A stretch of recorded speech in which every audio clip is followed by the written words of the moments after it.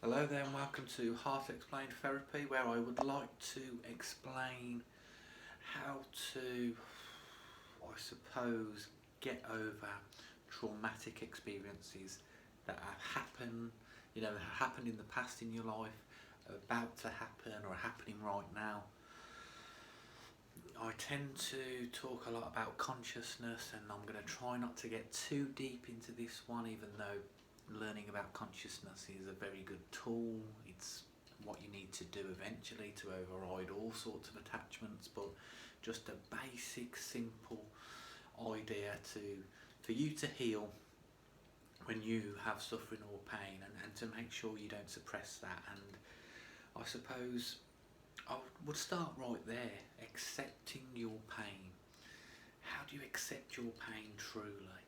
Now, I spoke about this, don't suppress it, don't, pretend that you're okay with it. It's truly feeling that pain, which is horrible, scary and uncomfortable. But once you've done it once, twice, 3 times, you get a certain strength and a certain sort of, not a barrier in the sense that you don't let any more pain in, but just a strength that you can handle more pain and you can handle stuff. You know how you've had certain things happen in your past and you won't have them happen ever again. Now at the moment that's through the fear of that feeling. If you embrace that feeling, you can have the same event easily accidentally happen again, and it won't have to trigger the past trauma. And I think this is what happens in a lot of arguments. A lot of the unconscious sort of simple arguments that we have are actually triggering deeper past events. Let's just take one simple one. You come home from work, you don't get greeted by your partner, wife, or even husband, doesn't matter really what sexuality you are. Now, you could say that I want to get greeted. I've worked all day really hard. Now they might be under the impression that they've been busy, they didn't know that you came in, why didn't you greet them? And you get into these little sort of arguments that are actually the same thing. You're asking for some sort of significant respect.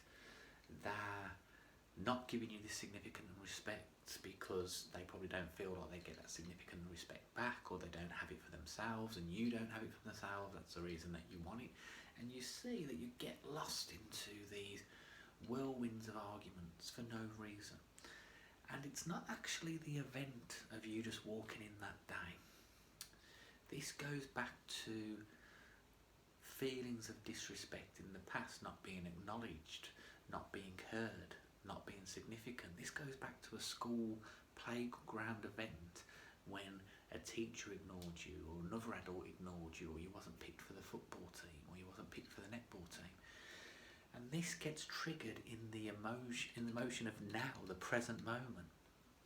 So if you can, get the knowledge to understand all this and how it is happening and highlight it at the time, you realise you're actually just a very needy inner child. And it sounds quite brutal sometimes, but it's just calling it out as it is through it's took me, I would say, a good 5 years to get to the point where I feel like I'm saying this in the most common sense, simple way possible. But unfortunately, I also know if you're in the place of pain, I'm going to sound like a brutal, harsh well-being coach that just you wouldn't want to come anywhere near. But it's just because I'm telling you the truth. I'm trying to shine the light of consciousness onto your unconscious behaviour that doesn't have to exist. So accepting pain is a number one rule. Now, number two, I would say, is understanding love. You accept the pain. Now you've got to really understand love, because in a way, I think all of them sort of link to each other. But the second one links to when you heal pain, you get more love, you grow. You're available to love more. You have more room in your heart to let other people's love in that you probably couldn't before. And understanding not just the egoic love or the spiritual love. They're both very selfish. There's a love that can be selfless. It's very difficult. It's almost seems like as you get the knowledge, it seems like it's more further away. But you can be loving yourself and doing the best for others by loving yourself, and that's about as selfless as you can ever really get in a way. But understand love. Watch all the videos that you can on real love and go through bonds with family, friends, point out all the certain aspects that you require for some sort of love, and then what you've got to kind of look at is why do you need all those things, and it'll just be something missing in you. Easily relearnable, retrain the brain to get over all that. So we've got understanding love, and I suppose accepting love as well, and understanding pain and accepting pain. What is the third one? I'd say third one, you want to be conquering fears at this point. If you're starting to understand pain and heal pain, you would have stepped through small fears. And if you want to understand love and delve into that area, you can't have done that without the fears being involved. And what you find is you will automatically stay away from your fears, and you will not even know your fears. Now this is important to understand. If I asked you now to write down your top 10 fears, you will tell me the phobias you have, the spiders, the flying. You will say certain things that you believe that you fear. But when you dissect certain aspects of that fear, you will see that they lead to alternative sort of fears, alternative realities. And as you, let's say health, the main one with health is, or you could say a fear of mental health, is a fear of health in general, is a fear of death in general, egoic mind, or external, life, physical death.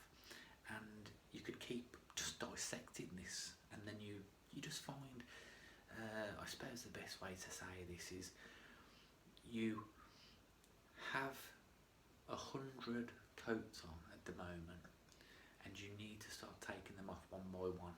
And when you take one huge fear away, you'll see that you've got another 5 to go, and then another 5 to go. So I would argue that the average human being is suffering with at the minimum 100 fears that have been from the environment and experience of the past. Now, you might think it takes a long time to tackle all these fears, but when you start to tackle the minor ones, big ones come out of nowhere, and once you got past the big one, it seems to be so much easier to do other ones. So let's say if you fear spiders, flying, bungee jumping, and fear of death, if you was to just randomly say, right, I want to go for the fear of death, I don't want to fear death, I'm going to go to places that have the possibility of making me ill, I'm going to risk and confront certain environments that are just going to put me into this danger zone.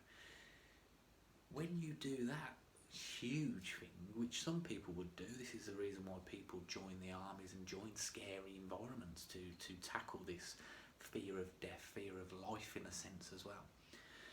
Once you do that, the spiders, the flying, that just kind of gets sorted in the abyss of the first fear. So even though I say your average will be 100 fears, you could smash through 50 once you've sort of confronted one. Not that the other fears are even aware to you all the time, but you'll just knock them down like Skittles. It'll just be really quick. So it's enjoyable. It's actually a good feeling. It's almost like a psychedelic drug once you get going.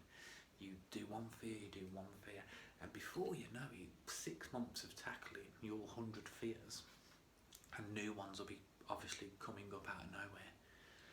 You're going to feel good, and you're understanding pain at the same time, you're understanding love, and you're just becoming this very actually scary and emotional machine.